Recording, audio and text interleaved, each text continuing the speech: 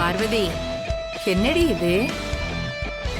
உன்னை சினிமால நடிக்க கூப்பிட்டுருக்காங்களா? என்னடி இது கோலம்? சும்மா கிண்டல் பண்ணாதீங்க அத்தை. ஆ? இன்னையில இருந்து வீட்டு பொறுப்பை நான் எடுத்திருக்கேன்ல, இனிமே இப்படிதான். ம். ஏன் சித்தி, வெளியில எங்க போனாலும் இப்படித்தானா?